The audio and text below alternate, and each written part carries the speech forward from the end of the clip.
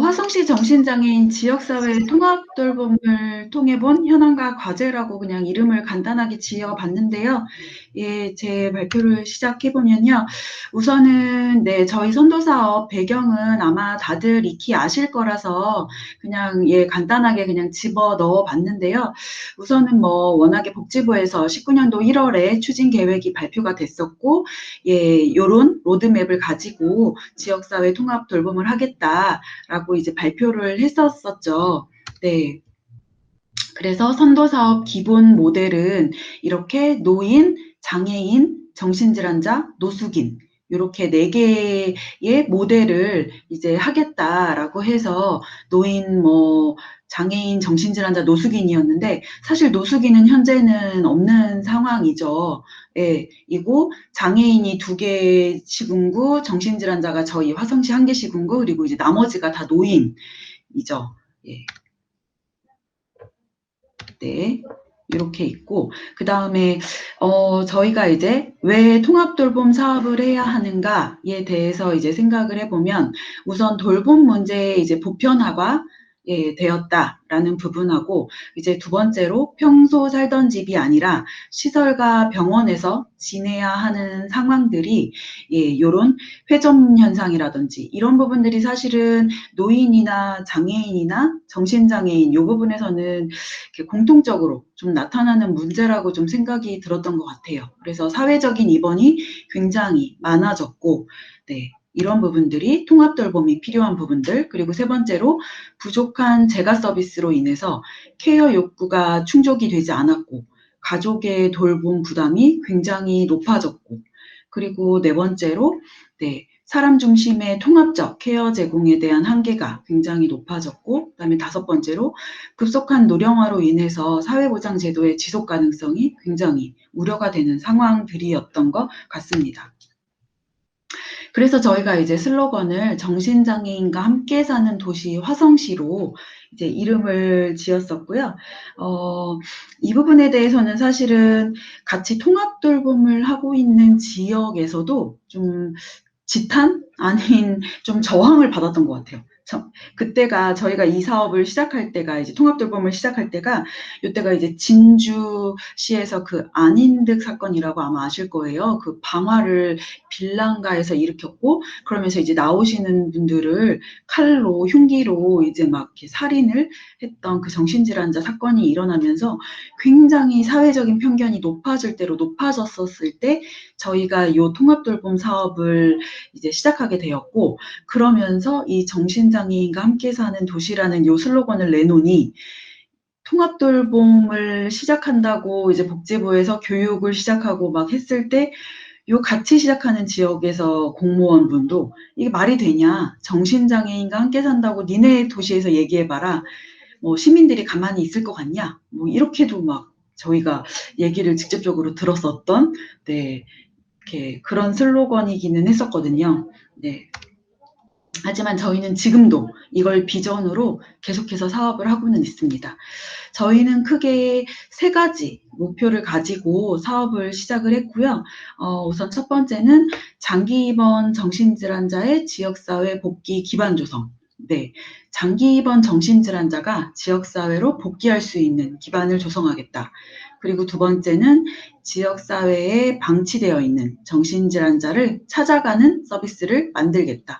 그리고 세 번째가 지역사회에 안착할 수 있는 정책을 마련하겠다라는 요 큰 3가지로 목표를 만들었던 것 같습니다. 그래서 이제 공통 제공 기반이라고 해서, 저희는 그 장애인이나 노인 쪽은 이 통합돌봄 사업을 하는 모든 지자체가 다 이 커뮤니티 추진단이 다 읍면동에 있어요. 복지 쪽에서 하고 있는데 저희 정신질환 쪽만 보건소에 마련이 되어 있어요. 이게 우리나라 행정체계에 이제 요 체계 구조가 그렇게 되어 있는 건데요. 장애인과 노인 쪽은 복지 쪽의 담당이잖아요. 근데 이 정신질환은 보건소 쪽 담당이다 보니까 저희 추진단도 보건소 쪽에 되어 있고요. 그래서 저희 이제 정신건강팀에서 이렇게 좀 확대가 돼서 정신재활 사업, 융합 서비스, 선도사업 전담 공무원까지 요렇게 좀 확충이 되어서 요렇게 시작을 하게 되었습니다. 그래서 저희가 읍면동 통합돌봄 창구는 역시나 노인이나 장애인에서 운영하는 것과 마찬가지로 읍면동에 통합돌봄 창구를 만들어야 됐었어요. 근데 이거는 이제 통합돌봄 사업을 하는 곳에서는 다 같은 소리를 내고 있기는 한데, 이제 복지 쪽에서 메인을 하고 있는 데는 보건소 쪽이 협조가 안 된다. 저희는 보건이 하고 있으니까 복지 쪽이 협조가 안 된다. 이거는 항상 똑같은 것 같아요. 예, 누가 메인 밥그릇이냐에 따라서 협조가 안 되는 건 마찬가지인 것 같아요. 저희 민간에서 하는 쪽도 마찬가지잖아요. 공공이 협조가 안 된다, 뭐 보건이 협조가 안 된다, 뭐 이런 것들이 항상 우리도 같이 있잖아요. 이거는 공공 쪽도 마찬가지인 것 같아요. 그러다 보니까 이쪽에서도 역시나 그랬었고요. 그래서 저희도 이 통합돌봄 창구, 읍면동이 이 통합돌봄 창구, 그러니까는 지역에 있는 정신질환자를 발굴해내고 유입을 시키는 창구 역할을 이 읍면동에서 해야 했었기 때문에 저희는 이들이 꼭 필요했고, 근데 이들의 협조는 사실은 되게 안 됐었거든요. 그러다 보니까 저희가 이렇게 막 그 전담 인력 62명 참석한 곳에서 막 그런 간담회도 열고, 막 식사 자리도 만들고, 권역별 간담회도 25개 지역마다 쫓아다니면서 간담회도 하고, 막 이렇게 하면서 노력을 했던 것 같아요. 근데 사실은 공무원들이 또 2년에 한 번씩 옮기잖아요. 그러다 보니까 계속 좀 제자리 걸음? 아닌 제자리 걸음이기는 한데, 그래도 지금은 조금씩은 좀 나아지고 있지 않나 라는 생각이 들어요. 왜냐하면 19년도 6월에 시작을 해서 지금에 와서 저희가 읍면동에서 얼마나 정신질환자가 의뢰가 됐나를 살펴봤더니 한 3배 정도가 늘었더라고요. 정신질환자를 저희 쪽으로 의뢰하는 그 수가. 그걸 보면 그래도 읍면동에서 정신질환자를 발견하면 저희 센터로, 그리고 서비스가 필요하다고 인식을 이 사람들이 그래도 많이 하고 있구나 라는 좀 생각이 들더라고요. 네. 그리고 이제 통합돌봄에서 굉장히 중요하다고 이렇게 외치는 것 중에 하나가 이 읍면동 통합돌봄 창구를 중심으로 해서 돌아가는 지역케어 회의였었거든요. 이 지역케어 회의는 아마 여기 오신 선생님들도 굉장히 익히 잘 아시겠지만, 저희가 아주 잘 많이 하고 있는 통합사례 회의를 다른 말로 이제 지역케어 회의로 이들은 바꿨거든요. 그래서 저희가 19년도 6월부터 이제 시작을 했으니까 6월부터는 총 6번 정도 진행을 했었는데 20년도에는 23번, 굉장히 늘었죠. 그리고 이게 어쨌든 뭐 협조가 되니 안 되니라는 말은 계속 있지만, 어쨌든 공공에서 이 사업을 시작하고 나니 공공의 참여가 확실히 눈에 띄게 늘더라고요. 그래서 그전에는 통합사례회의가 저희가 백날 해도 맨날 주로 참여하는 곳이 복지관, 여기저기의 유관기관 시설들, 이용시설, 뭐 입소시설, 저희 민간기관들이 주로 모여서 이 대상자에 대해서 고민을 했다면, 지금은 지역케어 회의를 한다라고 하면 우선은 보건소, 그리고 그 시청에 맞춤형 복지 그 고난이도 사례팀하고, 그다음에 읍면동 이쪽에서는 무조건 참석을 해주시고요. 그리고 나서 이제 민간기관, 그러다 보니까 공공 그 행정조직의 참여율이 좀 더 높은 편인 것 같기는 해요. 그리고 저희는 그게 좀 더 좋은 점은, 우선 공공의 자원은 안정적이기도 하고, 네, 그 좀 더 장기적인 그런 자원들이라는 좀 장점이 있다 보니까 좀 더 이 대상자에 대해서 안정적으로 연계가 되는 그런 느낌은 있더라고요. 예. 지금 보시는 요 화면이 저희의 그 화성시의 그 통합돌봄의 모델이에요. 모델을 한 그림으로 담아 놓은 건데요. 우선은 저희가 요 대상자들을 발굴하는 요 앞에 있는 모양인데요. 우선은 지역에 방임된 요 입퇴원을 반복하는 이 대상자들을 찾아내고, 그다음에 저희 지역 내 시설 이용자들, 그리고 저희 센터를 이용하시고 계시는 분들, 그리고 의료급여와 건강보험에 있으신, 하지만 장기 입원하고 있는 이 분들, 를 발굴해내서 이분들 중에 우선은 28개 읍면동 통합돌봄 창구를 통해서 지역에서 발굴해내는 분들, 그리고 지역케어 회의를 통해서, 그리고 이 두드림팀은 뒤에서도 설명이 잠깐 나오겠지만 그 병원을 찾아가서 장기 입원 환자를 찾아내는 팀들이에요. 예, 그래서 요 세 루트를 통해서 지역에 방치되고 장기 입원되어 있고 이런 분들을 저희가 찾아내는, 예, 발굴해내는 요 기능들을 하는 요 조직을 만들어낸 거고요. 그렇게 해서 저희 센터 기능을 강화하는 거예요. 요 센터 기능을 강화해서 자리체험주택, 아마 질문에서도 요 주택에 대한 질문들이 좀 많이 있었던 걸로 알고 있는데, 요 주거에 대한 기능, 그리고 사례관리, 그리고 재활에 대한 기능들을 좀 강화하면서 사실은 그전에는 발굴을 해낸다 한들 사실은 정신장애인이 지역에서 자원이 없었거든요. 제가 이쪽에서 일을 한 지가 지금 올해로 한 16년이 넘어가는데, 정신장애인이 장애인 복지관에 가도 사실은 찬밥 신세예요. 장애인 복지관에 가도 오지 말라고 하는 경우가 되게 많았어요. 장애인 복지관에 가면 정신장애인이라고 하면 정신장애인 대상으로 하는 프로그램이 없다라고 하면서 돌려보내기도 일쑤였고요. 그리고 읍면동에서 하는 그런 주민 대상 프로그램에 우리가 참여하고 싶다라고 해서 가도 시민들의 편견 때문에 안 된다라고 하면서 하시는 경우도 많았고, 종합복지관에 갔을 때도 역시나 거절을 당하는 경우들이 되게 많았거든요. 그러다 보니까 사실 정신장애인이 지역에서 자원을 이용하기란 굉장히 쉽지가 않았고, 그러다 보니까 지역에서 발굴을 해낸다 하더라도 주로 저희가 드릴 수 있는 건 사례관리, 가정방문, 제가 서비스, 이게 거의 다였거든요. 그리고 제가 서비스도 말이 제가 서비스지, 제가 사례 관리할 때 저 한 명이 거의 한 70명에서 80명 정도를 관리를 했었거든요. 그러니까 요구르트 아줌마도 안 됐던 것 같아요.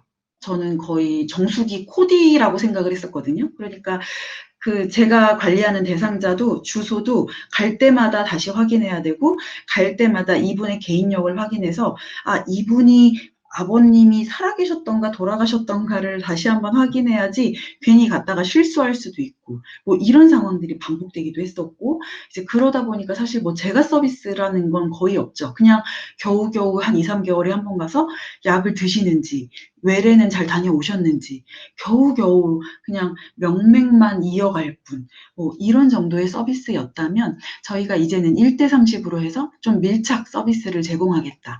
이런 것들로 좀 기능 강화를 하겠다라는 걸로 저희가 기능 강화를 하려는 게 저희 요번 모델의, 예, 좀 핵심이었었죠.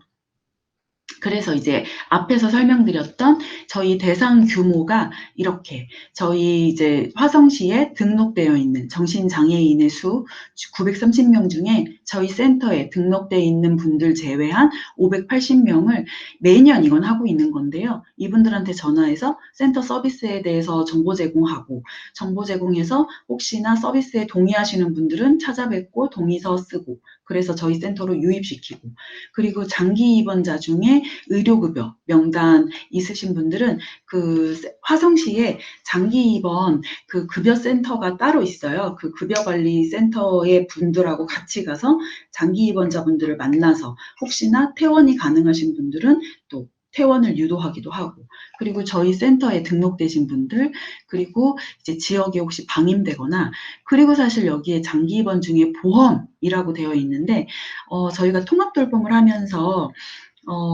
통합돌봄 복지부에서 하실 때 사실은 이 건보공단이 같이 이제 하셨거든요. 이 건보공단에서 입퇴원을 반복하시는 분들의 명단을 제공하겠다라고 했었어요. 그래서 노인 쪽이나 장애인 쪽은 그 명단을 어느 정도 이제 받고 있는 걸로 알고 있는데, 정신질환은 사실은 저희가 몇 차례 이제 받기를 이제 시도를 했었는데, 사실은 여기에도 글로 되어 있지만 받을 수가 없었어요. 네. 정신질환은 되게 개인정보의 수준이 굉장히 높대요. 그래서 제공할 수 없다고 하더라고요. 그러다 보니까 그냥 주신 게 그냥 전국에 76개 병원에 입원해 있어. 이 정도? 그리고 전국에 정신질환자가 758명이 입원해 있어. 요 정도만 주셨어요. 사실 안 준 거나 다름이 없죠. 네. 요렇게만 주셔서 사실은 저희가 한 400에서 500명 정도가 있지 않을까라고 추정하고 있어요. 왜냐하면 전 국민의 0.23%가 네, 정신병적 장애 인군이 화성시의 인구 대비 한 1,900명 정도는 네, 정신병적 장애 인구이지 않을까라고 추정하고 있기 때문에 예, 그렇게 있습니다. 그러면 저희 사업의 추진 경과를 한번 살펴보시면 사실은 이제 뒤에서 설명할 건데 대부분은 진행이 다 됐어요. 근데 진행이 안 된 요 주황색은 의료기관 퇴원 지원 사업과 의료급여 사례관리 강화예요. 요 두 가지 사업은 장기 입원 환자를 만나기 위해 병원으로 들어가는 사업인데요. 요게 안 된 이유는 두 가지예요. 우선 하나는 아까도 말씀드렸듯이 건강보험공단에서 명단을 주시지 않고 그러다 보니까 사실은 의료기관 퇴원 지원 사업은 곧 명단을 가지고 가는 사업이어서 그 부분이 좀 어려웠었고 의료급여 사례관리 강화는 급여 명단은 사실은 확보가 됐음에도 불구하고 코로나로 인해서 병원에서 굉장히 폐쇄적으로 운영하시다 보니까 병원을 들어가기가 어려웠던 것 같아요. 19년도 6월에는 이제 아직 예산을 받지 못해서 거의 19년도 10월에 저희가 예산을 받았고 이제 재반 시설들 사람 뽑고 뭐 이러면서 이제 20년도에 시작을 해야지라고 시작을 하고 있었는데 20년도 1월부터 이제 코로나가 막 시작이 되면서 거의 네, 잘 하지 못했던 사업이기도 하죠. 네. 그리고 이제 주간 재활 프로그램 같은 경우에는 워낙에 저희가 네, 동탄이랑 향남이랑 딱 두 군데가 있었거든요. 그랬는데 저희가 이제 요 통합 돌봄을 하면서 마도와 봉담까지 확대가 됐어요. 이 화성시라는 면적이요. 서울시의 1.4배라고 저희가 이제 얘기를 하거든요. 그래서 이 동탄면에서 서신면까지 왕복이 아니라 편도로 한 1시간 반에서 2시간 정도가 걸려요. 그러니까 굉장히 넓죠. 그러다 보니까 뭐 서신에 있는 사람이 동탄에 가서 주간 재활을 참석한다? 절대 불가능해요. 네. 이게 자차로 2시간이거든요. 그러니까 대중교통으로는 거의 갈 수가 없는 수준이에요. 차도 없거니와. 네. 그래서 사실은 뭐 낮에 집에 있는 정신장애인들은 사실 갈 데가 없었어요. 그랬는데 저희가 요 일을 하게 되면서 요렇게 분담이랑 마도에도 예, 이렇게 좀 주간 재활 센터를 확대를 하게 되었고 그러면서 봉담이랑 향남은 클럽하우스로 운영을 하게 되었고 그러면서 주 4일씩 운영을 하게 되었습니다. 네. 그래서 저희가 이제 코로나 때는 요렇게 랜선 주간 재활도 아마 다른 센터나 다른 이용 시설들도 마찬가지였을 텐데요. 랜선 주간 재활들도 이용을 하게 되었고요. 그리고 아마 질문에서도 한번 나왔었는데요. 동료 지원과 활동 지원 사업도 이제 시작을 하게 되었습니다. 그래서 저희가 올해 처음으로 그러니까 작년이죠. 2020년 말에 동료 지원과 직원이 처음으로 저희가 이제 고용을 했는데요.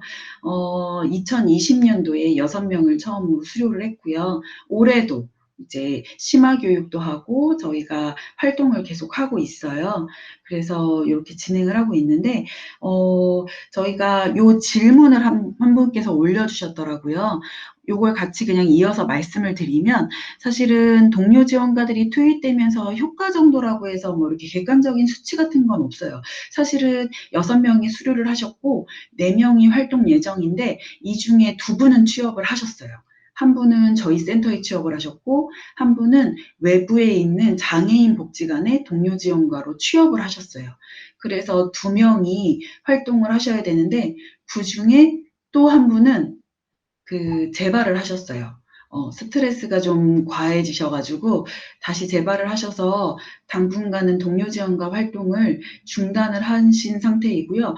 저희는 사실 그런 과정이라고 생각해요. 이분이 동료 지원가로 활동을 하시다가 또 어느 뭐 생활적인 스트레스 때문에 좀 힘드시면 또 잠깐 멈추셨다가 다시 또 그런 회복 경험을 공유해 주시고 그런 것들이 반복돼야 된다고 생각하고 그래서 사실은 뭐 그거에 대한 효과를 객관적인 수치는 할 수 없지만 사실 이분들이 이렇게 한 분은 저희는 주간 재활에 같이 직원으로 참석을 하고 계시는데 이분들이 얘기할 때 사실은 저희 정신장애인 분들, 다른 분들이 들을 때 좀 체감 정도가 달라요. 이분이 약을 드셔야 된다라고 얘기하는 거를 듣는 귀가 좀 더 순한 느낌이시더라고요. 저희가 얘기하는 것과는. 그게 아마 동료 지원가의 힘인 것 같은데, 아, 이분도 겪었던 사람이 얘기하는 거니까 사실 동료 지원가의 효과가 그거잖아요. 겪은 사람이 얘기하는 거에 대한 그런 강한 공감 능력 뭐 이런 거다 보니까 되게 그게 다르고 요번에 그 주간재활 쪽에서 한 분이 재발을 하셔가지고 약물을 저희에게는 말을 안 하시고 한 2개월 정도를 중단을 하셨더라고요. 그러면서 굉장히 날카로워지시고 이분이 평소에 약물을 드시면 굉장히 순하신 분인데 날카로워지시면서 인격적으로 굉장히 삐딱해지시고 이제 모든 거에 공격적이어지신 거예요. 그러면서 굉장히 눈빛도 날카로워지시고 그러면 사실은 이제 저희 직원들도 무서워지거든요. 근데 이제 저희 동료 지원가 분께서 선생님 되게 지금 눈빛도 날카롭고 무섭다라고 얘기하는 거에는 좀 더 많이 수그러지시고 그래서 병원에 같이 좀 가보자라고 했을 때 저희가 얘기할 때는 뭐 소리 지르시면서 나 입원시키려고 하느냐고 막 이렇게 소리를 지르셨었거든요. 근데 이제 동료 지원가 분이 얘기하실 때는 내가 네 말이니까 한번 들어준다. 뭐 이러시면서 또 가시기도 하고 그래서 저희 입장에서는 평소에 보다 물론 한 번의 경험이라서 사실 이거를 보편화할 수는 없지만 꽤 좀 수월하게 지나간 경험이기는 했어요. 네. 근데 아직은 시작이고 이분도 일하신 지가 이제 한 5개월 지나고 있는 중이어서 네, 아직은 더 많은 경험이 필요한 것 같아요. 그럼에도 불구하고 저희도 동료 지원가로 활동하시면서 겪는 어려움도 있죠. 네. 이분이 아직은 자기가 회원 대표라고 해서 막 다 얘기하세요. 이것저것. 근데 저희도 저희대로 이분이 처음이다 보니까 어느 선부터 어디까지 받아들여야 되는지도 아직은 선이 잘 마련이 돼 있지 않고 기준선이 없다 보니까 매번 회의하고 고민하고 있는 중이기는 합니다. 네. 그다음은 주거지원팀이 이제 운영을 하고 있어요. 그래서 체험주택은 총 3채가 마련이 됐고요. 그다음에 자립지원주택은 총 8채가 마련이 됐습니다. 네. 그래서 저희가 자립지원주택 같은 경우에는 총 10채를 올해 목표로 2채를 올해 더 지원할 마련할 예정이고요.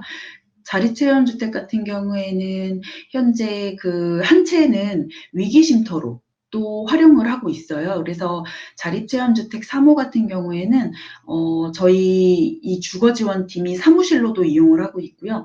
그 방이 3칸이거든요. 그래서 위기쉼터로도 이용을 하고 있고 그리고 저희 사무실로도 이용을 하고 있고 그렇게 이용을 하고 있고 체험주택 1, 2호만 체험주택으로 활용을 하고 있죠. 그리고 자립지원주택 8채 중에 한 채만 현재 공실이고요. 나머지 7채는 다 이용 중에 있습니다. 네, 그래서 자립체험주택은 이렇게 아파트에 이렇게 있고요. 네, 뭐 보시면은 그냥 훈련 내용이라고 해서 별다를 건 없고요. 그냥 일상생활을 지내시는 거예요. 네. 그래서 여기서는 위기쉼터는 최대 1개월 이내로 위기쉼터를 이용하실 수 있고요.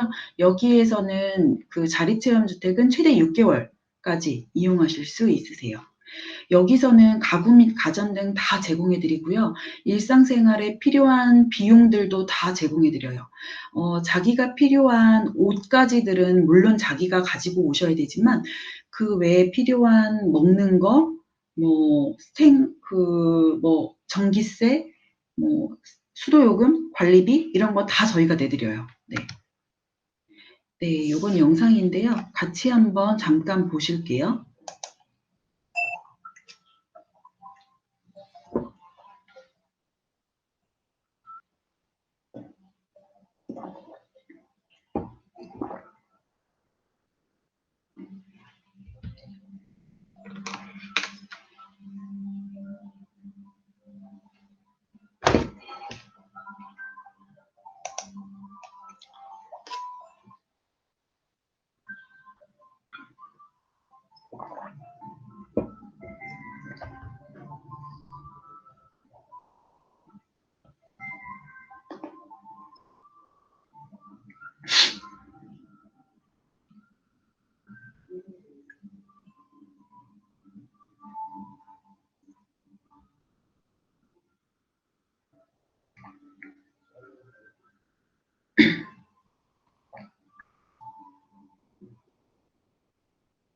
네. 지금 요 화면이 제가 보여드렸던 그 자립체험주택이거든요. 그래서 자립체험주택이면서 위기쉼터를 같이 운영하고 있고 거기에 사무실도 같이 있었죠. 그래서 일반 아파트와 똑같고요. 혹시나 보셨는지 모르겠지만 냉장고도 뭐 이렇게 2대가 있고요. 뭐 밥솥도 똑같이 있고요. 네. 그래서 그런 냉장고나 이런 걸 같이 쉐어하는 공간이 같이 나눠서 쓰는 공간이 아니에요. 그러니까 저희는 공동생활 가정하고는 또 다른 개념이에요. 그래서 뭐 공동생활 가정은 같이 회의를 해서 아침밥은 몇 시에 먹을까? 뭐 메뉴는 어떻게 할까? 뭐 이런 것들을 같이 정하시잖아요. 청소는 언제 할까? 이런 것들을 같이 정하시는데 저희는 그 거실에 대한 공간만 쉐어할 뿐 냉장고도 자기 냉장고가 따로 있고요. 밥솥도 내 밥통이 따로 있어요. 그래서 그냥 나는 오늘 아침밥을 이틀 동안 지어서 이틀 동안 밥 안 하고 그 밥을 먹을 거야 라고 하면 그냥 그렇게 지내시면 되고요. 다만 세탁기는 원래 그 장치가 하나이기 때문에 세탁기만 하나일 뿐이지 보시면은 건조기도 있고요. 뭐 청소기는 2대예요. 각자 청소기 각자 갖고 하시면 되고요. 자기 방에 텔레비전 따로 다 있고요. 컴퓨터 따로 다 있고요.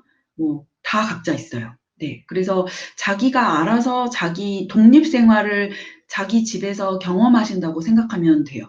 다만 관리의 개념 때문에 방이 2칸인 거고 거기에서 그냥 따로따로 지내시는데 저희는 와서 2분을 따로따로 지내시는 걸 한 번에 그냥 확인할 뿐이에요. 네. 그리고 이제 자립지원주택 같은 경우에는 월 주거 비용의 70% 정도를 저희가 지원해 드리는데 이거는 뭐 계속해서 지원해 드리는 건 아니고요. 한 3개월 정도만 지원을 해 드려요. 그리고 그 뒤에는 본인이 독립해서 사시는 거고요. 여기는 아마 질문에도 나와 있었는데요. 최대 5년까지 살 수 있어요. 하지만 처음부터 여기에선 5년을 사실 수 있습니다라고 하지 않아요.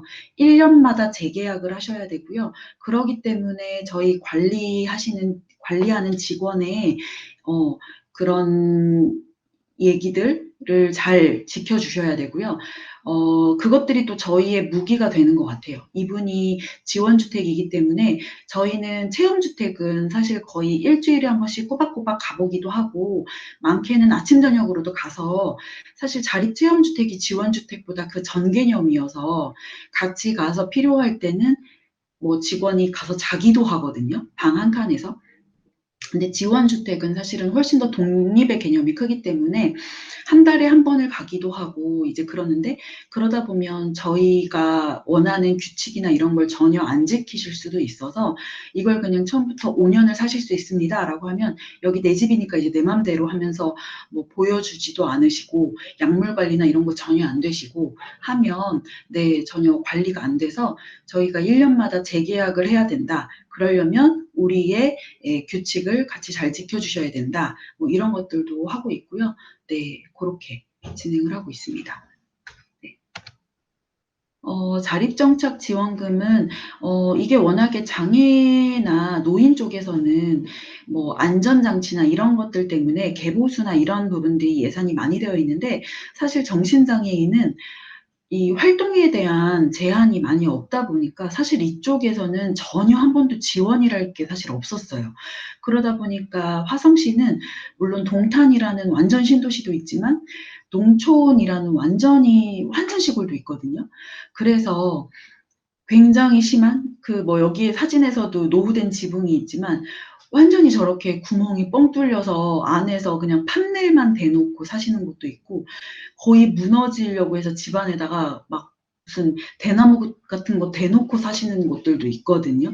그렇게 위험한 지역인데도 불구하고 그냥 우선은 정신장애인이지만 팔다리가 멀쩡하시니까 한 번도 지원을 받지 못하는 분들이 굉장히 많아요.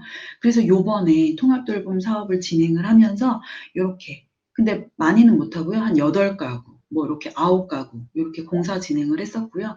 그리고 저희가 올해는 그래서 어느 정도 그래도 좀 지원을 해서 아주 위험한 가구들은 좀 바쁜 상황이라 올해는 이제 장애인 편의시설이나 고령 그리고 진짜 신체 장애가 같이 있으신 분들 그런 분들 대상으로 편의시설들 좀 해드리려고 대상군들을 한 30가구 이상 좀 선정을 해놓은 상태예요. 그래서 화장실에 그런 안전손잡이나 뭐 문턱 없애기 이런 것들 좀 진행하려고 계획하고 있습니다. 그리고 가사 지원 사업. 이 부분도 이제 당연히 정신장애인 분들은 이제 일상생활을 거동하고 이런 거에 별로 불편함이 없다 보니까 사실 이런 개념이 장애인이나 노인 쪽보다는 확실히 거의 전무했었거든요. 근데 사실은 그런 정신병원에 막 10년 이상 입원하고 오시면 사실 세탁기, 우리도 왜 새로 나온 세탁기 새로 배우려면 모르잖아요. 근데 이분들은 10년 이상 입원하고 나오시면 몰라요. 모르세요. 물론 이분들이 지적장애인이 아님에도 불구하고 전혀 밥솥을 어떻게 해야 되는지도 모르고 거기에다가 이제 정신장애인들이시다 보니까 음성 증상이 많아지셔서 집안을 막 쓰레기집으로 만드시기도 하고 그러다 보니까 다시 쓰레기집으로 제보가 돼서 다시 막 강제 입원이 되시기도 하고 이런 상황들이 이제 반복이 된단 말이에요. 그러다 보니까 저희가 이번에 이 의료복지 사회적 협동조합이라고 저희 화성시 안에 있는 협동조합이랑 같이 조합원들이랑 같이 이제 협약을 맺어서 이분들이 주거 코칭으로 해서 이제 집집마다 가셔가지고 좀 집안 살림들을 가르쳐 주시고 이제 좀 도와주시고 하면서 굉장히 만족도도 높더라고요. 집안 살림을 이렇게 하는 거라는 것도 몰랐고 집안을 닦을 때 이렇게 닦는 건지 몰랐다라고 하는 애기 엄마들도 있고요. 네, 사실 저희가 사례 관리하지만 그런 부분들까지 세심하게 하기는 사실 쉽지가 않아서 이런 부분들도 진행을 하게 됐습니다. 그리고 이제 뭐 돌봄 가족 지원 사업이야 어느 곳이나 뭐 장애인이나 노인도 마찬가지로 계속해서 진행을 하고 있고 저희가 이제 작년부터 하고 있는 건 가족에서도 동료 지원가 활동을 하고 있습니다.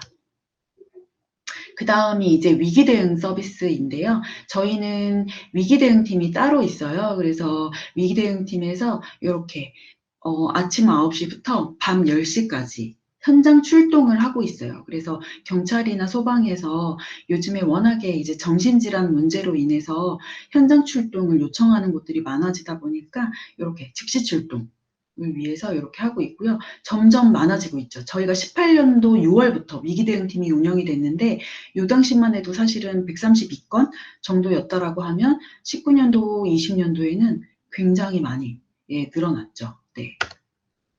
그러다 보니까 의뢰기관도 경찰에서 굉장히 많이 늘어나고요. 사실 제일 많이 이용하고 있는 곳이기도 하고요. 네. 근데 저희가 이제 그러면 24시간이라고 했는데 밤 10시까지만 출동을 하면 그 외 시간은 저희 지역 내에 야간 한라인 협력병원이라고 있어요. 그래서 그 정신병원 중에 입원병원은 24시간을 운영하셔야 되잖아요. 그러다 보니까 그 간호사 분들이 밤 10시부터 다음날 아침 9시까지 전화를 받아주세요. 밤에 전화를 받아주셔서 저희는 밤 10시까지만 저희 전 직원들이 돌아가면서 밤 10시까지 출동 근무를 하고 있고요. 밤 10시에 퇴근을 하면서 전화를 돌려요. 그러면 그때 전화를 돌리고 나면 10시부터는 그 병원에서 그 간호사 선생님들이 전화를 받아서 그 경찰들이 되게 지역에서 아리까리한 전화 많거든요. 이분이 막 혼자 횡설수설하는데 이게 술 먹고 하는 건지 진짜 환청 때문에 이러는 건지 아니면 어디가 아픈 것 같기도 한데 이게 정신병원 가야 되는 건지 내과를 가야 되는 건지 아니면 그냥 가족한테 인계하고 끝내도 되는 건지를 너무 어렵대요, 경찰분들이. 그러니까 이제 저희가 병원에다가 직접 다이렉트로 전화를 바로 연결할 수 있는 전화번호를 경찰들한테 다 알려드렸거든요. 그러니까 경찰들이 전화해서 이런 상황인데 어떻게 할까요? 라고 병원에 전화해요. 그럼 병원은 현장 출동은 안 하고요. 병원에서는 전화를 해서 이 사람은 그냥 가족한테 인계하고 내일 뭐 병원으로 가시면 돼요. 지금 급한 건 아니에요. 아니면 응급실을 가셔야 돼요. 이런 것들을 안내해 주세요. 그거에 대한 만족도는 꽤 높은 편이기는 해요. 네, 그리고 저희는 이제 1년에 한 번씩 자문회의를 하고 있어요. 그래서 이렇게 좀 다양한 직군들한테 뭐 저희 관내에 정신재활시설 이제 그 대표분들에게 하고 있고요. 그 다음에 교수들, 연구 컨소시엄단으로 해서 하고 있고 복지 분야 전문가, 그리고 보건 분야, 그리고 정신장애인 당사자, 그리고 가족 대표들한테 이렇게 자문회의를 하고 있어요. 네. 그래서 여기까지가 아마 제가 드린 자료일 거고요. 아마 사례를 조금 궁금해 하시다 그래서 여기서도 이제 성공과 실패 사례라고 이제 질문을 주셨는데 사실은 저희는 실패 사례는 없어요. 왜냐하면 저희는 아직 통합돌봄을 시작한 지 19년도 6월부터 시작이었고 예산을 받은 건 거의 10월, 11월이었고 거의 시작을 한 건 20년이기 때문에 실패를 하면 안 되거든요. 그래서 실패를 할 만한 사례는 아직까지는 주거나 재활에서 하지 않은 것 같아요. 굉장히 조심스럽게 성공할 수 있는 사례들로 하고 있기 때문에 사실은 실패라고 하면 아직은 하면 안 되고 저희 사례관리자들도 이 통합돌봄 안에서는 실패를 보면 너무 데미지가 크기 때문에 아직은 그래서 우선은 발표에서는 성공 사례만 간략하게 보여드리면 위기쉼터를 이용했던 한 사례분이신데요. 만 41세 조현병 결혼한 여자분이셨고요. 이분은 임신한 지 7개월이신 여자분이셨어요. 이분이 임신을 하신 걸 알게 되시면서 약물을 중단을 하셨었거든요. 근데 이분은 워낙에 증상이 엄청 많으셨던 분은 아니셨는데 그러다 보니까 이제 약물을 중단하고 바로 증상이 막 나타나진 않아요.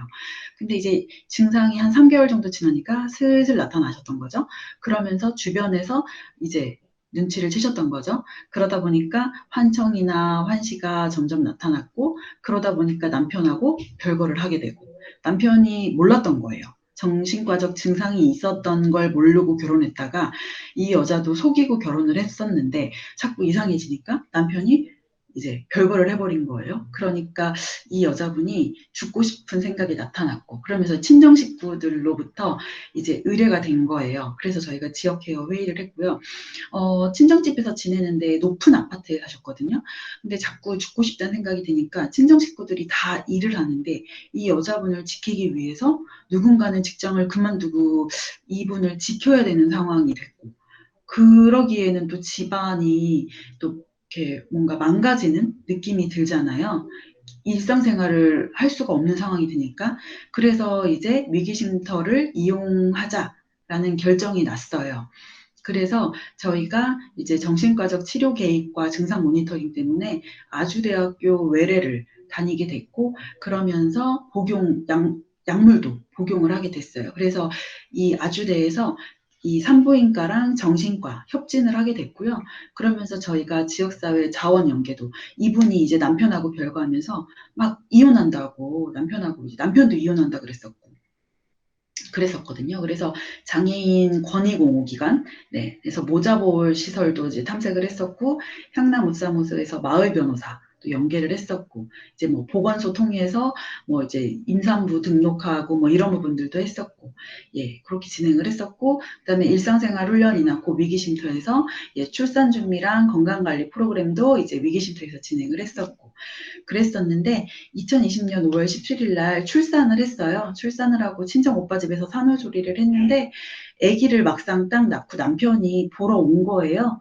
보러 오더니 남편이 아기를 보고는 또 마음이 달라졌는지 재결합을 했고요. 그러면서 이제 현재는 집중사례 관리도 하고 외래 치료하면서 약물을 먹고 나니까 여자분이 굉장히 얌전하신 분이었거든요. 그러면서 현재는 되게 잘 지내고 있어요. 그래서 가족이 낮 시간 동안 보호할 수 없는 상황에서 위기쉼터에서 집중적인 보호랑 증상평가, 지역사회 연계를 통해서 그 임신 유지 기간을 잘 지낼 수 있었던 게 그래도 위기쉼터가 있음으로 해서 이분이 입원하지 않고 그 위기 상황을 잘 넘기지 않았나 라고 저희가 이제 평가를 하고 있죠. 그리고 사실 이분이 저희가 위기쉼터를 만들고 처음으로 이용한 사례이기도 하고요. 그리고 또 한 사례가 있는데요. 코로나 시대다 보니까 참 별 사례가 다 있는데 코로나 자가격리가 필요한 분이셨어요. 이분이 그 2년 동안 그 집에서 가출을 해서 지내셨던 분이었고 2년 동안 약물을 끊고 노숙 생활을 하셨던 분이에요. 그 노숙을 하는 여자분들 중에 생각보다 정신질환자가 많잖아요. 젊은 여자분들 중에 사실 노숙을 하는 분들이 이렇게 정신질환이 없으신 분들은 많이 없거든요. 그러니까 대부분의 젊은 여성분들 중에는 정신질환을 갖고 계신 분들이 생각보다 많으신데 이분도 마찬가지셨어요. 그랬는데 이분이 그 코로나 밀접 접촉자로 분류가 되셨던 거죠. 근데 이분이 이제 뭐 핸드폰도 없고 아무것도 없으니까 계속 돌아다니셨고 자가격리를 하셨어야 되는데 그 수칙을 위반하다 보니까 수배가 내려지게 된 거예요. 그러면서 경찰에 잡히셨고 경찰에서 이분을 이제 잡아왔는데 이분이 정신질환자니까 자가격리를 해야 되는데 현재 정신질환으로 자가격리를 할 수 있는 정신병원은 우리나라에서 단 한 군데도 없어요. 그 국립정신병원도 안 돼요. 네. 뭐 경기도립병원도 안 돼요. 네. 제가 이분을 자가격리를 하기 위해서 이분은 정신병 그 치료도 2년 동안 중단한 상태이기 때문에 사실은 입원 치료도 필요했었기 때문에 제가 전국에 있는 병원을 정말 싹 다 전화했는데 단 한 군데도 예, 입원할 수가 없었거든요. 그래서 이분을 위기쉼터로 저희가 이제 이용을 했고 이분은 사실은 그 전혀 정신 증상이 안정된 상태가 아니었기 때문에 24시간 보호 관찰이 필요한 상황이었어요. 그래서 저도 센터는 항상 9시 출근, 뭐 6시 퇴근이 항상 보장된 직장이었는데 저도 처음으로 24시간 2인 1조 2교대 근무를 해본 것 같아요. 이분 때문에. 그래서 자가격리 기간 동안 이탈 방지도 해야 되고 이분에 대한 증상 모니터링도 해야 되고 그리고 이분이 이 기간 동안에 어쨌든 정신과 의사를 만나지 않았기 때문에 약물 치료도 받을 수가 없는 상황이었어요. 그래서 저희가 증상에 대한 모니터링도 해서 나중에 이분이 자가격리 끝남과 동시에 입원도 해야 되는 상황이었거든요. 그래서 자가격리 기간이 해제됨과 동시에 보호자를 그 사이에 동안 또 제가 찾아냈어요. 그래서 보호자를 설득을 해서 이분이 보호 의무자의 입원도 이제 진행을 했고요. 그래서 그 이분이 입원 치료를 이렇게 이분이 꽤 장기 입원을 했어요. 코로나다 보니까 퇴원 시도를 좀 해볼 수가 없었거든요. 그래서 안정기까지 올 때까지 6월에 입원을 하셨는데 최근에 퇴원을 하셨거든요. 그래서 한 21년 3월 정도에 퇴원을 하셨고요. 그러니까 꽤 오래 하셨죠. 그리고 나서 현재는 자립 지원주택으로 저희가 퇴원을 하셨고요. 현재는 자립지원주택에서 주간재활센터에 나가시면서 직업재활도 같이 예, 훈련을 받고 계세요. 그러면서 너무 잘 지내시고 계시는데 그 당시에는 저희가 여기 세 번째 사진 보이시죠? 막 그런 직원들이 이분이 자가격리 기간 동안에 어쨌든 코로나 검사를 했지만 그 격리를 해야 되는 상황이라서 이제 비닐로 이분을 격리시키고 저희가 면담을 또 진행을 하고 이분 증상 파악도 했어야 됐기 때문에 네, 이분을 면담을 할 때는 또 이 방한복 뭐 이거를 또 입고서는 면담도 제가 한두 차례 진행도 하고 그러면서 좀 지내왔던 것 같아요. 네. 네, 여기까지였고요. 이분에 대해서 이제 제가 추가적으로 저희가 이 통합돌봄을 하면서 나름 성과에 대해서 좀 생각을 해봤는데요.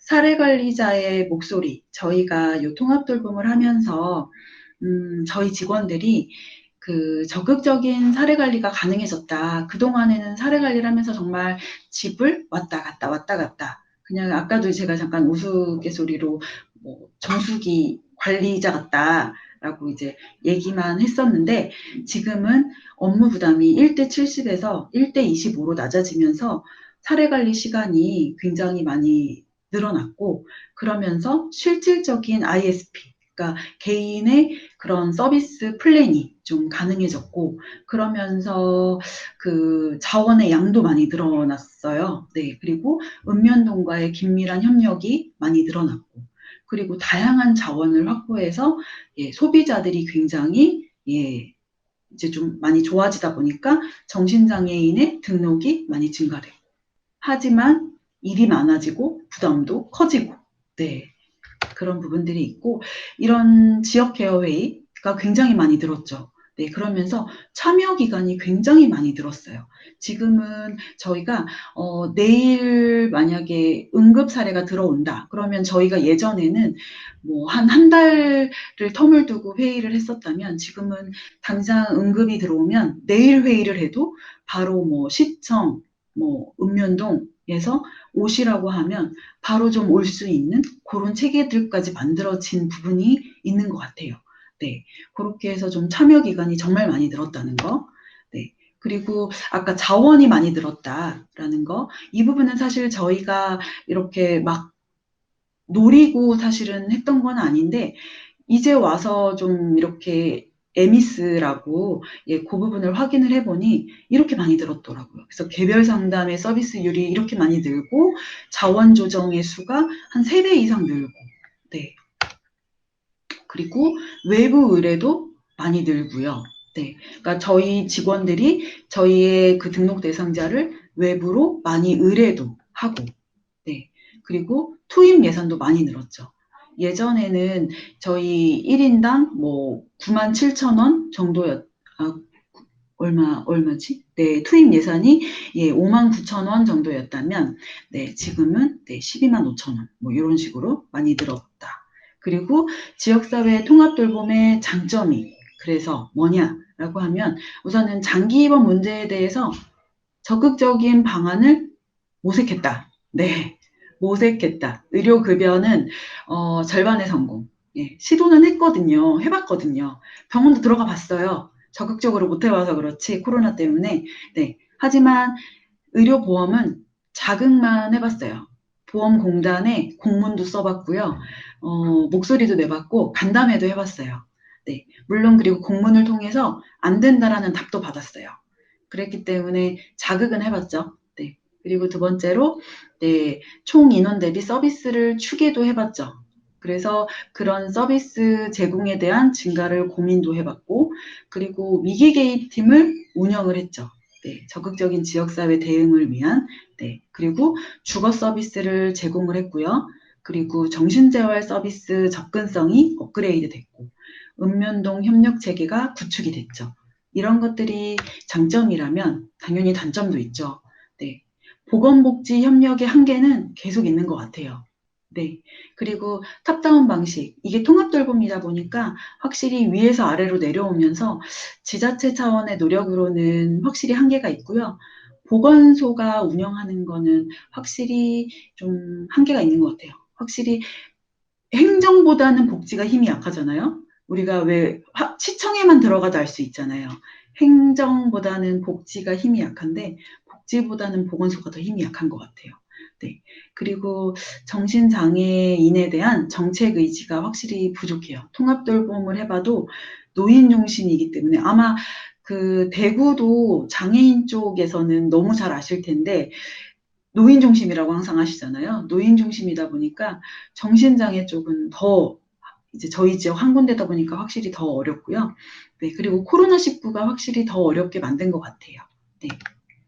네, 그럼에도 불구하고 정신건강복지 전달체계 강화가 통합 돌봄인 것 같습니다. 네, 네, 제 발표는 여기까지고요. 네, 너무 길지 않았나 싶습니다. 약 50분 정도 발표했는데 어떻게 들으셨는지 모르겠고 이어서 어떻게 질문에 대한 답을 해야 할까요? 아니면은 같이 얘기를 들으면서 하면 될지요? 일단 우선적으로 사전 질문지에 대한 답변을 먼저 하고 그 현장 질문은 그 이어서 받도록 그렇게 진행하도록 하겠습니다. 네, 그럼 우선 제가 요거 마저 진행을 할까요? 예. 네, 우선 아까 첫 번째 질문 주셨던 동료 지원관은 아까 이렇게 설명드리면서 같이 말씀드렸었는데, 동료 지원관은 저희도 이제 시작이기는 하거든요. 그래서 활동하면서 겪는 어려우면 저희도 사실은 시작이라서 같이 만들어가고 있는 과정인 것 같아요. 그러다 보니까 이분도 어떻게 보면 막 회원 대표처럼 사실은 회원이면서 직원이시잖아요. 그러니까 회원의 입장을 반, 직원의 입장을 반을 잘 조율을 해주셔야 되는데 이분은 어떤 때는 너무 회원의 대표처럼 막 회원에 대한 건의사항을 얘기하시기도 하고 이제 그러다 보니까 그리고 회원한테는 막 직원처럼 또 너무 하실 때가 있어요. 그러다 보니까 아직은 되게 줄을 걷는 느낌처럼 저희도 동료 지원가의 직원으로서 그런 부분들이 있고요. 방문 상담 같은 경우에는 저희도 좀 조심스럽게 제한적으로 하고 있어요. 그러다 보니까 저희가 4명이 양성이 됐고 그중에 2명은 현재 직원으로 채용이 된 상황이고 2명 중에 사실은 1명이 지금 재활이 돼서 1명만 지금 거의 방문을 하고 있어서 사실은 뭐 코로나로 인해서 뭐 제한이 되고 그런 어려움은 아직까지는 그렇게 크지는 않은 상황인 것 같고요. 투입되면서의 효과는 예, 아까 말씀드렸던 예, 그런 상황인 것 같습니다. 그리고 자립지원주택의 월 주거 비용이 대부분 저희는 LH랑 100% LH에서 명단을 이게 통합돌봄이니까 장점인 것 같아요. 통합돌봄 지역이다 보니까 LH에서 명단을 주고 있어요. LH의 매입임대주택을 저희에게 명단을 주고 있고요. 그 주택의 명단 중에 저희가 가보고 그 주택 중에 저희가 골라요. 골라서 그 주택에서 시에서 계약을 하고 있어요. 그러다 보니까 주거 비용이 10만 원이 채 되지가 않아요. 그러니까 7만 원에서 9만 원, 뭐 투룸 임대가 비싼 데가 한 11만 원 정도예요. 그러다 보니까 70%가 저희가 뭐 그래봐야 한 7만 원에서 8만 원이고 본인이 30% 자부담이라고 해봐야 많아야 3만 원이거든요. 그러니까 본인이 지출하는 거는 별로 얼마 안 되고 있고요. 저희는 그 부분을 이제 통합돌봄 사업비에서 지원을 하고 있어서 네, 입주자 보증금은 시에서 예, 보증금은 이미 계약을 한 상황이고요. 저희는 월세를 그렇게 지원을 하고 있습니다. 그리고 머물 수 있는 기간은 최대 5년이고요. 1년마다 재계약을 하고 있는 개념으로 하고 있습니다. 그리고 자립체험주택에서의 서비스는 우선은 방 하나에 혼자서 지내고 계시는 거예요. 그래서 자립체험주택이 한 군데는 한 집은요, 방이 2칸이고요. 그리고 두 채는 방이 3칸이에요. 그래서 방 한 칸에 혼자씩 지내시는 거예요. 그러니까 뭐 1호는 2분이 지내시고요. 뭐 그다음에 한 채는 3분이 지내시는 거고요. 그리고 위기 쉼터가 있는 곳은 거의 저희가 받지를 않고 있어요. 위기 쉼터로 활용을 하기 위해서 그렇게 해서 지내고 있어서 거의 자립체험주택도 저희는 아직은 그 주거 사업을 처음 시작하고 있는 거라서 체험주택임에도 불구하고 최대한 안정적이신 분들로 받고 있고요. 그래서 정말 혼자 살아도 무방하신 분인데 이분이 임대주택이 뭐 9월에 입주해요. 근데 이분이 뭐 이렇게 좀 그 공백 기간이 한 2, 3개월 붕 떴어요. 그런 분들이 뭐 한 3개월을 사셔야 된다든지 이런 분들이 이제 당장 갈 곳이 없어서 사실은 병원에 더 계시거나 아니면 병원에 입원을 하셔야 되는 상황들이 그동안에 있었거든요. 이런 분들이 자립체험주택에 저희가 요번에 입주하신 분들이 예, 한 2분 정도 계시고요. 예, 또는 집에 돌아가실 곳이 마땅치가 않아서 예, 그 2, 3개월 사실 가족들이 예, 마땅치가 않아서 그래서 지내신 분들이 있고 그러니까 제 말은 되게 안정적이신 분들 예, 이다 보니까 저희가 이분이 입주하시면 한 일주일 정도만 직원들이 저녁에 가서 한 10시까지 같이 지내시다가 뭐 집에 가시고 요런 분들이고요. 대부분 혼자서 잘 영위하세요. 그러니까 뭐 훈련 과정이랄 것도 가서 그냥 저희는 주로 밥을 같이 해 먹거나 하는 건 본인이 원하시면 가서 독립생활 훈련 프로그램이라고 해서 같이 본인이 원하는 김치찌개나 이런 걸 해드리고 만약에 본인이 반찬 사 먹길 원한다. 그러면 반찬 가게를 같이 가서 알려드려요. 그리고 반찬 사는 걸 알려드려요. 그래서 반찬을 어떻게 하면 맛있는 반찬을 고르는지 반찬을 잘 사 먹을 수 있는지 또 알려드리고 뭐 레토르트 식품을 나는 사 먹고 싶다. 그러면 레토르트 식품 잘 전자레인지에 돌리는 방법도 알려드려요. 네. 그렇게 해서 특별히 그런 부분들, 그리고 뭐 청소하는 것도 본인이 관심이 있으면 그 부분에 대해서 알려드리고, 막 그 자립체험주택이라고 와서 막 패키지로 해서 막 그거에 대해서 네, 막 억지스럽게 뭐 하지는 않는 것 같아요. 네. 그리고 대부분 자립체험주택에 오시는 분들은 네, 굉장히 양호하신, 네, 혼자서 일상생활 굉장히 잘하시는 분들로 현재까지는 하고 있다는 거. 네. 그리고 지역사회 정신장애인 자립생활에 대한 인식 개선을 위한 노력은 제가 이걸 보면서 인식 개선을 위한 노력이 이게 누구를 대상으로 하는 인식 개선 노력인지가 저는 궁금하더라고요. 이게 시민 대상을 얘기하시는 건지. 네. 저희가 사실은 이 자립체험주택을 처음에 구하면서는, 좀, 저희가 처음에 자립체험주택을 구할 때는 저희 정신장애인 분들이 대부분 정신병원이 이렇게 공기 좋고 물 좋은 데 있어요. 그러다 보니까 저희가 되게 고민했던 거는 자립체험주택은 교통편하고 바로 옆에 편의점이 걸어갈 수 있고 동사무소가 걸어갈 수 있는데 꼭 구하자라고 했었거든요. 그러다 보니까 집값이 되게 비싸요.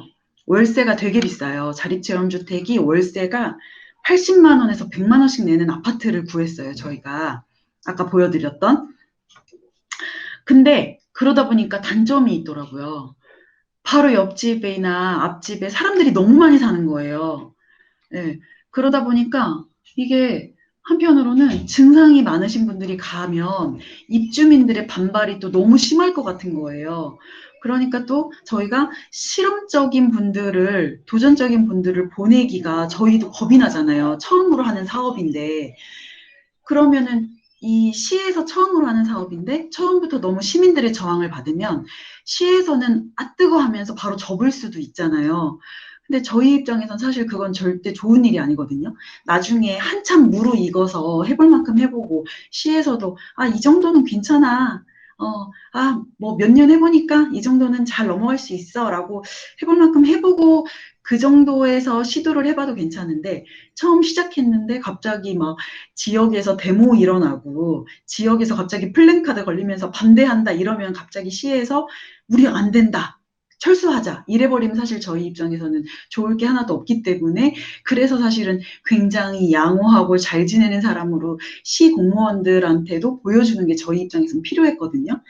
근데 너무 그런 중심지에다가 집을 얻어버리니까 되게 좋은 분들만 보내야 되는 거예요. 그래서 사실은 저희도 주변에 전문가분들한테 자문을 구하니까 주변에 알릴 필요가 없대요. 그런 분들을 보낼 때는 그냥 우리가 이사 가듯이 그냥 스무스하게 들어가서 그냥 살면 된대요. 좋은 분들 보내서 그냥 지내고 인식 개선을 특별히 할 필요가 없다고 하더라고요. 우리 요즘에 뭐 아파트 이사 간다고 해서 굳이 떡 돌리고 여기에 정신장애인이 이사 왔거든요. 이럴 필요가 없기 때문에, 네. 그래서 저희는 그냥 아무도 모르게 잘 살고 있어요. 자립체험주택에서는. 네. 역시나 지원주택도 마찬가지고요. 네. 그렇게 해서 살고 있어서 자립생활에 대한 인식 개선을 위한 노력은 안 하고 있어요. 네. 그러다 보니까 지금 1년 정도 살고 있는데 아직까지는 아무도 모르고 있어요. 네. 그래서 아무 저항도 받지 않고 오히려 시의원들이 와서 이렇게 한번 라운딩을 돈 적이 있었거든요. 근데 라운딩을 돌면서 자기 지역구에 그게 있다는 거에 시의원들이 이렇게 좀 찝찝해하긴 하더라고요. 아, 하필 우리 지역구에? 라고 하면서 찝찝해하지만 또 시의원들이니 대놓고 말은 못하고, 예, 그런 건 약간 있었지만 그렇다고 해서, 네, 그런 건 있었고요. 가족이 자립생활을 반대할 경우에는 사실은 시도해 본 적은 없어요.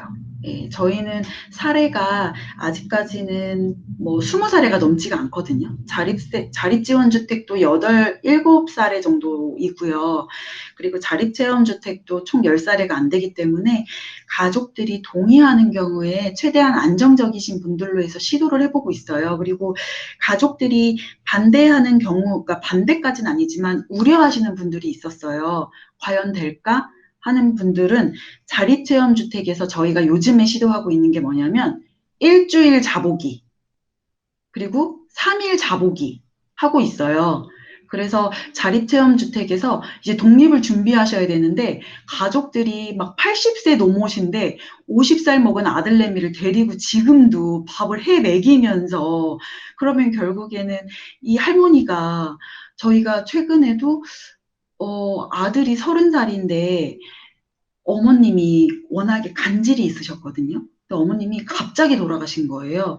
근데 이 아버님이 맹인이셨어요. 근데 아버님이 어머님 장례를 준비를 해야 되는데 아버님이 맹인이시다 보니까 장례 준비를 하기 위해서 이 아들내미가 이제 복합장애였거든요. 정신장애도 있고 지적장애도 있었어요. 그러다 보니까 입원을 시키겠다고 하시는 거예요. 본인이 장례를 준비하고 7일 동안. 그래서 저희가 위기쉼터에 데리고 있었거든요. 입원을 시키지 마라. 그리고 저희가 장례를 할 때는 그러면 이 친구도 얼마나 슬퍼요. 장례식도 가보고 싶고. 근데 장애인이라는 이유로 엄마 장례식에도 그럼 못 가보는 거 아니에요. 그래서 저희가 위기쉼터에 데리고 있었는데, 이런 상황에서 갑자기 엄마가 돌아가시니까 그냥 병원에 입원해야 되는 이런 상황이 있었거든요. 30살밖에 안 됐는데도. 그래서 근데 참 저희 대상자들이 그런 걸 몰라요. 이 80이 넘은 엄마도 지금도 내 몸이 아직은 걸어 다닐 수 있으니까 아직도 50살 먹은 아들내미 밥을 해 먹여요. 그래서 저희가 요즘에 설득을 해서 하고 있는 게 하룻밤 자고 오기. 네. 뭐 그런 걸 하고 있어요. 그래서 이제 엄마가, 우리 아들은 나 없으면 못 잔다, 뭐 이렇게 하시는데, 하룻밤 가서 자고 오고, 이런 것들을 좀 하고 있는 것 같아요. 예. 그렇게 하고 있고, 네. 그 다음에 자립체험주택, 자립지원주택, 한가정당 지원자 지원 방법. 이거는 제가 질문을 잘 이해를 못해서, 요거는 설명을 좀 들어야 말씀을 드릴 수 있겠어요. 네. 이건 혹시 어떤 질문 내용인지, 어떤 질문인가요?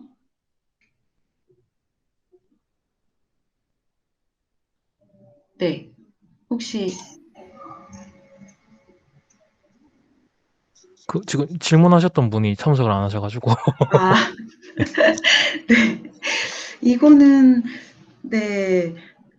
자립지원주택 한 가정당 지원자 지원 방법은 저희는 워낙에 한 분 한 분으로 지원을 하고 있기 때문에, 네. 이게 가정당이라기보다는 1인당으로 하고 있어요. 네. 그래서 저희가, 네. 그 지원자가 사실은 저희는 뭐 이렇게 사실 정신장애인은 그동안에 많은 서비스들이 없었기 때문에 막 대기자가 있고 막 사실 이런 상태도 아니고요. 그 체험주택도 아직 한 군데가 남아있다고 말씀드렸잖아요. 자립지원주택도. 그리고 체험주택도 지금 현재 공실인 곳도 남아있어요. 그래서 체험주택 같은 경우에는 저희가 정신병원에서 받으려고 하고 있는데 코로나로 인해서 병원들에서는 퇴원에 대한 부분들이 되게 제한적이거든요. 퇴원 시도를 거의 안 하고 있어요. 병원에서. 퇴원하게 되면 입원도 어렵고 그러다 보니까 되게 제한적이고 그래서 자립체험주택이 굉장히 좀 많이 소극적인 병원으로 인해서 체험주택도 많이 활성화되지 못한 상황이고요. 자립지원주택도 역시나 네, 아직은 그래서 뭐 지원 방법은 저희 그 사례관리자들이 발굴해내서 예, 지역케어 회의를 통해서 예, 100% 지역케어 회의를 하고 있어요. 그렇게 해서 좀 같이 예, 하고 있고요. 네, 자립지원 성공 사례는 아까도 말씀드렸지만 그렇게 해서 예, 하고 있고요. 그 다음에 정신과 증상이 악화될 경우에는 저희는 요거는 이제 아마 정신건강 전문요원이라면 워낙에 이제 센터에 입사했을 때부터 많이 좀 훈련이 된 상황인데요. 대부분은 약물을 안 드시거나 아니면은 약물을 잘 드셔도 사실은 뭐 일상생활에 대한 변화나 뭐 이벤트적인 사건 아니면은 그냥 신체적인 컨디션이 안 좋아져도 이제 증상이 악화될 때가 있거든요. 그럴 때는 사실은 어떻게 대처하냐면 사실은 자타의 위험이 좀 높아지면 저희 쪽에 위기쉼터를 가냐 절대 그렇진 않아요. 예, 저희 위기쉼터는 대부분은 지역사회에서의 안정적인 생활을 유지하기 어려울 때, 자타의 위험이 아닌 그 외의 사건으로, 예, 할 때 위기쉼터를 이용하고요. 그 외에 자타의 위험이 어려울 때는 그 대부분은 병원을, 예, 가게 되는 것 같아요. 그래서 저희는 요즘에는 이제 뭐 응급입원이나 행정입원을 굉장히 많이 이용을 하고 있고요. 물론 경찰을 이렇게 좀 활용하기에는 쉽지는 않아요. 왜냐하면 자타의 위험에 대한 기준이 경찰하고는 되게 다르잖아요. 경찰들은 뭐 자타의 위험에 대한 게 본인이 발생이 됐냐 안 됐냐, 뭐 뭐 앞으로 예측이 되는 상황을 경찰들은 잘 안 받아들여 주기는 하잖아요. 그럼에도 불구하고 정신질환에 대한 부분들은 사실은 저희 쪽은 워낙에 위기대응팀이랑은 하루에 한 번 이상은 꼭 경찰들이 컨택을 하고 있는 상황이기도 하고, 그러다 보니까 저희 쪽 얘기는 그래도 경찰들이 좀 신뢰를 많이 하는 것 같고, 정응급 입원이 안 되면 경찰 쪽에다가 우리가 행정 입원을 바로 진행할 테니 경찰들이 그러면 동행을 좀 해줘라, 뭐 이런 식으로 좀 많이 이제 좀 해서 진행을 하고 있는 것 같아요. 그러면서 예, 병원에서 좀 진행을 많이 하려고, 예, 병원 치료를 진행을 하려고 노력을 하고 있는 것 같습니다. 예, 그렇게 하고 그다음에 증상 악화로 인해서 정신병원 긴급 입원 후에 라포가 유지가 되느냐라고 여쭤보셨는데, 저희 같은 경우에 기존 사례 관리자가 사실 응급 입원 같은 거 시키면 사실은 대상자랑 이렇게 라포 형성을 유지하기가 쉽지는 않아요. 너 나 입원시켰지? 막 이런 말들로 인해서 되게 억하심정을 갖게 되신단 말이에요. 사실 병원 입원이라는 게 이분한테는 굉장히 트라우마이기도 하고, 사실은 병원이라는 게 모든 게 내 삶에서 다 제한이 되기 때문에 굉장히 큰 그 사람한테는 상처이기도 하고, 근데 저희는 아까도 말씀드렸지만 위기대응팀이 따로 운영이 되고 있잖아요. 그러니까 저희는 정작 정말 그런 응급 개입이 필요할 때는 이렇게 기존 사례 관리자가 정보를 최대한 주고 뒤로 빠지게 되는 것 같아요. 그 상황에서. 그리고 저희 위기대응 전담팀이 있거든요. 그 팀에서 좀 개입을 해서, 저희는 같은 기관 내에 위기대응팀이 있잖아요. 그러니까 뭐 같이 출동을 했다 하더라도 저기 멀리 있으면서 아예 그분의 눈에 띄지 않게 있고, 위기대응팀이 좀 전면에 나서는 거죠. 경찰이랑. 그러면서 예, 그 위기 개입을 좀 진행을 하고, 그리고 나서 나중에 사례 관리나 이분이 안정기에 들어갔을 때, 예, 그때 좀 사례 관리를, 왜냐하면 이분은 계속 안정적인 사례 관리를 진행해야 되는데 위기 개입 때 진행을 하면 저희도 계속적인 관계 형성이 안 된다는 건 저희 너무 잘 알고 있어서 그때는 좀 빠지려고 하는 편이에요. 그래서 다른 분들도 사례 관리를 할 때는 계속해서 해나가야 하시는 분들은 좀 그 위기 개입 때는 빠지는 게 좀 좋기는 해요. 장기적인 예, 플랜에서는. 네, 그런 게 있는 것 같습니다. 네, 질문은 여기까지인 것 같습니다. 네, 네, 이상입니다. 예, 그 현장에서 오늘 강의를 들으시고 현장에서 질문하실 분 있으면 지금 질문하시면 좋을 것 같습니다.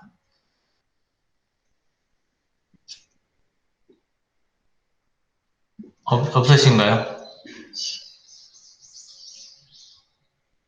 네, 제가 좀 질문하겠습니다. 예. 네, 아까 말씀하신 것 중에, 지적 장애 아님에도 불구하고, 단기 입원하고 계시다가 태어났을 경우에, 세탁기 다루는 법도 잘 모르시고 해서, 다시 가르쳐 드리고 있는 그런 얘기를 하셨는데, 근데, 이분들이 이제 병원에 오래 생활을 하시고 했을 때, 이제 복귀를 하셨을 때 좀 어려움이 좀 있으실 것 같고, 그리고 이제 가족들 같은 경우에는, 이분이 나와서 사시는 것보다 차라리 병원에 입원해서 생활하시는 것들이 더 낫다고 생각하는 경우들을 제가 종종 좀 봤거든요. 그래서 이제 위기 쉼터에서 이거 생활을 하시는 것도 그 기간이 길지 않은 것으로 알고 있는데, 그 이후에는 어떻게 또 상황이 또 진행이 되는지 좀 궁금합니다. 그 사실 저희도 되게 자주 봐요. 특히 성인의 그 수급이신 그 정신질환자분들 있잖아요. 그 병원에 있으면 수급비가 통장으로 나가잖아요. 통장으로 들어가잖아요. 그러면은 가족들 중에는 되게 못된 가족들 중에는 그 수급비까지 가족들이 갖고 가시는 거예요. 그러면은 돈은 돈대로 나오죠. 근데 시설에 가면 시설로 돈이 들어가잖아요. 그러니까 시설에도 안 보내주는 거예요. 계속 자기 지역도 아니고 멀리 있는 병원에다 입원시켜 놓고 빼주지도 않아요.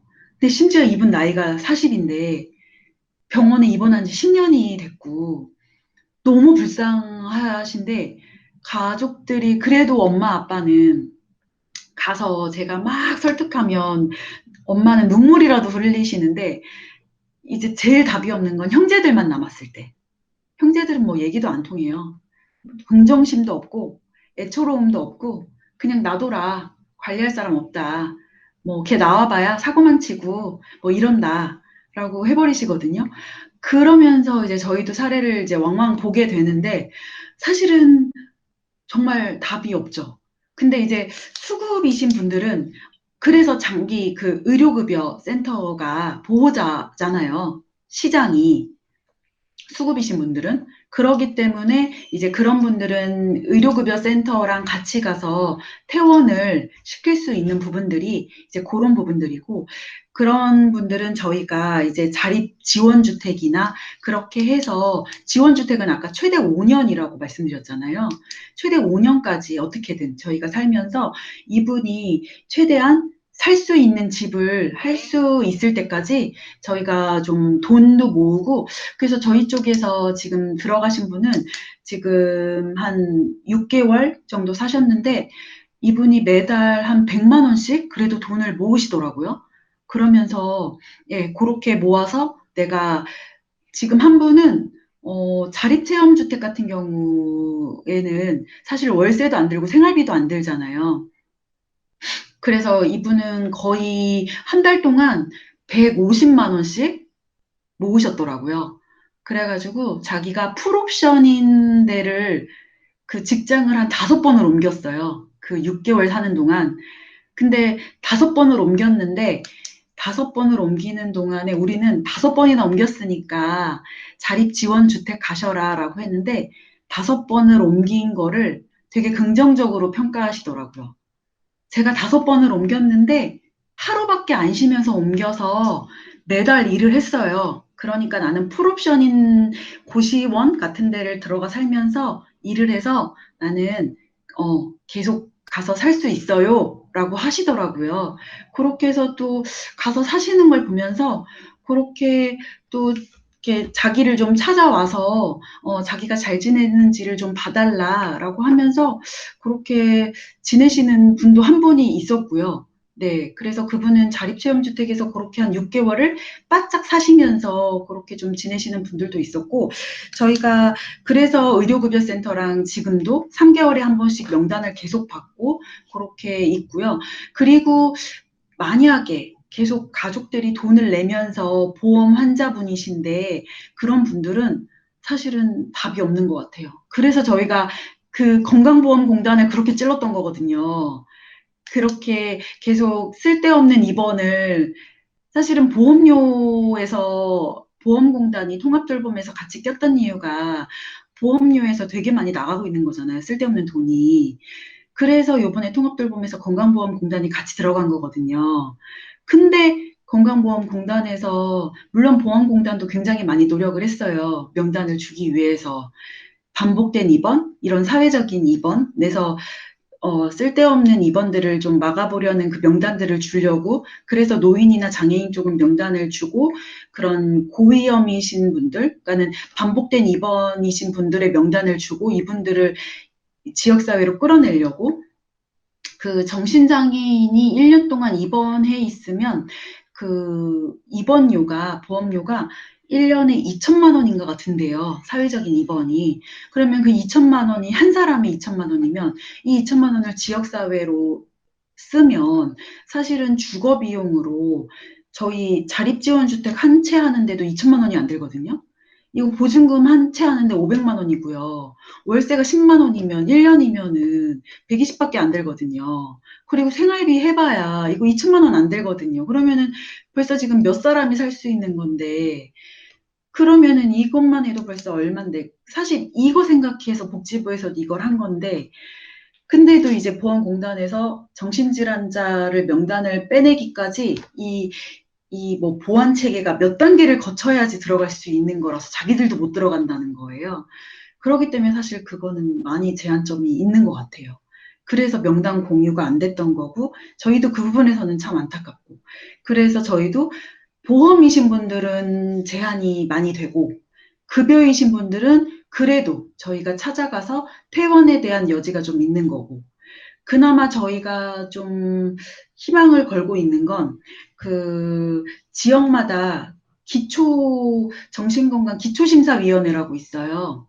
네, 그게 각 지자체마다 보건소에서 하고 있는 게 있는데, 이게 그 퇴원 적절성 심사위원회라고 해서 올라오거든요. 6개월이 지나가면 그 병원에서 명단을 올리게 되어 있어요. 그리고 그거를 그 각 지자체마다 마련된 심사위원회에서 그 명단을 보고 이 사람이 계속 계속 입원을 해야 하는 건지, 퇴원을 해야 되는 건지에 대한 판단을 내리는 그 기구가 있단 말이에요.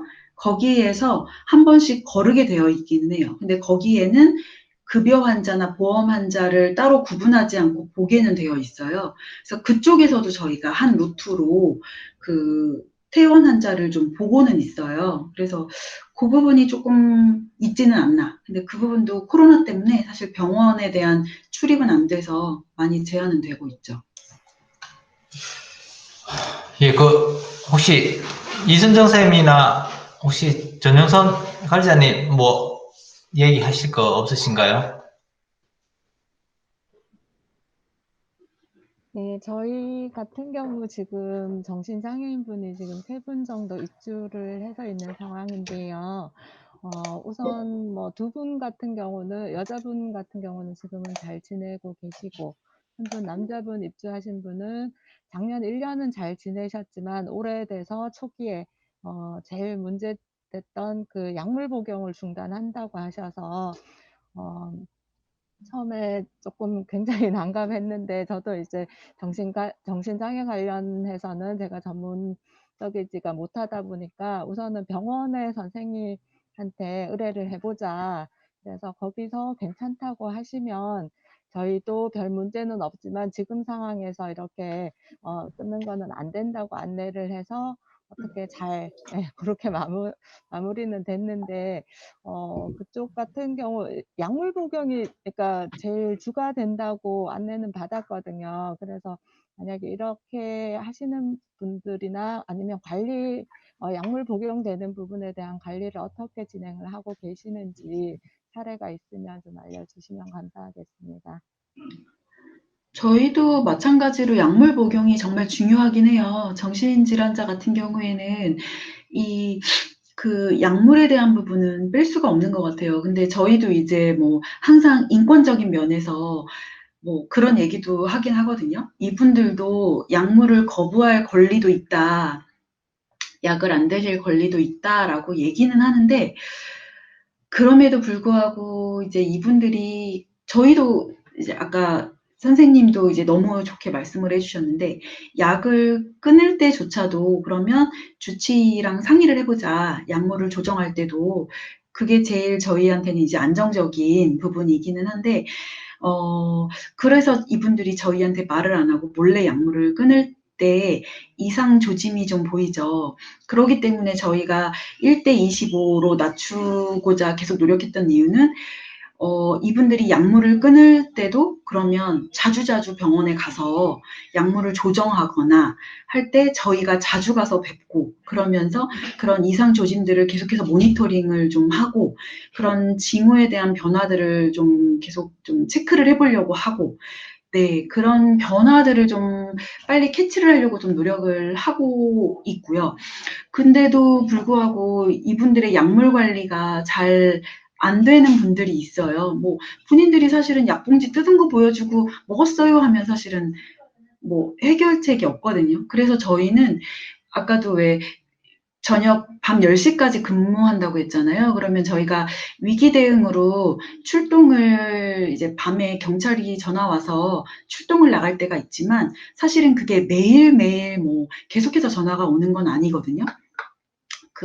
저희가 이 사업을 시작할 때도 보니까 한 일주일에 한 3건 정도 전화가 오더라고요. 그러면 그 나머지 날은 이게 평균 3일 정도 전화가 오는 거니까 나머지 날에는 그냥 사무실에 앉아서 자기 일을 하면 또 그 감을 잃을 수도 있고 나가기 싫어질 수도 있으니 이렇게 루틴하게 할 수 있는 일들이 뭐가 있을까 해서 저희가 기존에 지금 현재는 한 3분 정도 매번 이렇게 대상군이 조금씩 바뀌기는 하지만 그 약물 관리를 하고 있어요. 그래서 대상군들이 한 3-4개월에 한 번씩 조금씩 바뀌기는 하지만 주기적으로 약물 관리를 하고는 있거든요. 그래서 약물 관리가 좀 안 되시는 분들 사례관리자가 주간에 약을 갖다 전달해 줘요. 그러면 저희가 가서 직접 그 앞에서 약 드시라고 사실은 이분이 하루 종일 약을 잘 안 먹는 게 주치의한테 모니터링이 돼도 저녁 약만 좀 잘 드셔도 이분이 수면에 대한 좀 루틴만 잘 지켜줘도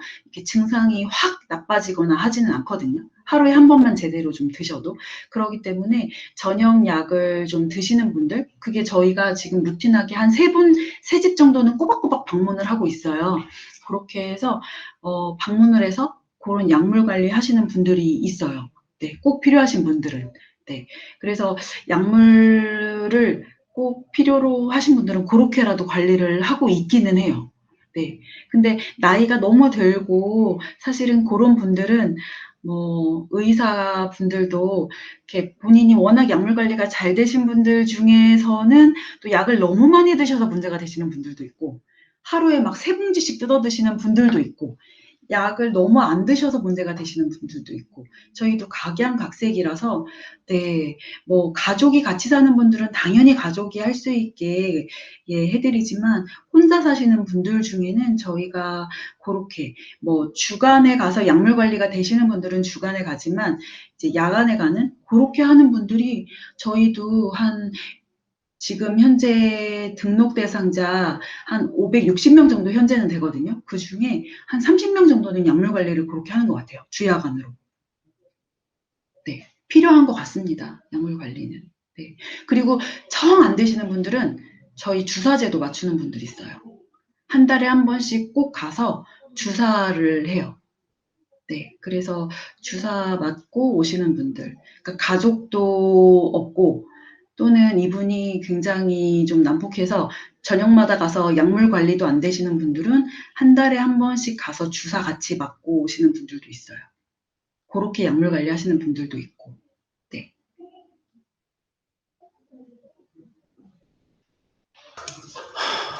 예, 이순정 센터장님. 소리가 안 들리네요. 소리가 안 들려요. 이순정 선생님, 소리가 안 들리네요.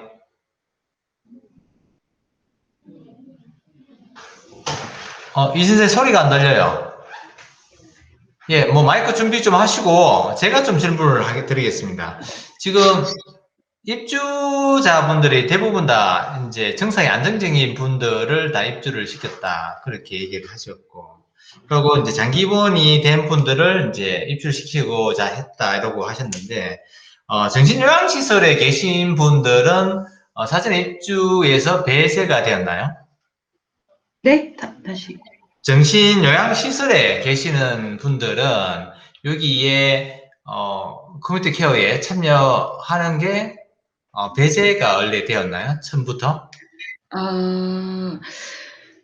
처음에 저희가 이제 정신요양시설에서도 사실은 정신요양시설에 가끔씩은 왜 젊으신 분들이 계시잖아요. 입원하시면 안 되는, 네, 정신요양시설에 안타까우신 분들이 계시는데, 사실 거기도 처음에는 대상으로 가보려고 저희 협의체에도 들어오시고 그랬었는데, 정신요양시설이 코로나로 인해서 코호트 격리를 하셨더라고요. 그래서 아예 저희가 들어가 보지를 못해 봤어요. 그래가지고 거기는 뭐 아예 직원들도 뭐 밖으로 나올 수가 없다 뭐 이렇다 해버리니까 저희가 코로나로 아예 시도조차를 못 해버렸던 것 같아요. 그러다 보니까 그쪽에서는 아예 네, 어려운 상황이 돼서 사실은 네, 코로나로 인한 이유인 것 같아요. 예, 처음에는 좀 그쪽도 좀 살펴보려고는 했었었죠. 네. 예, 그런 또 상황. 자, 이승 선생님, 다시 마이크.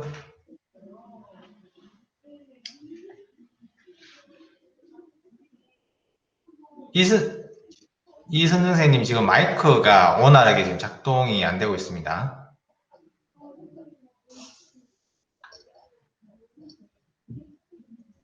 예, 다른 선생님도 뭐 질문하실 게 있나요? 예. 이제 이 선생님 지금 마이크가 안 된다고 연락이 왔네요. 자, 다른 선생님 혹시 뭐 질문할 거 있으신가요?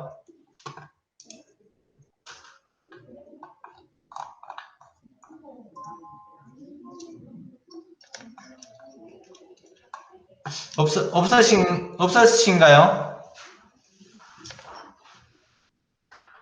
없으세요? 네. 그러면 제가 마지막으로 질문을 좀 하고, 예, 뭐 정리를 좀 하면 좋을 것 같습니다.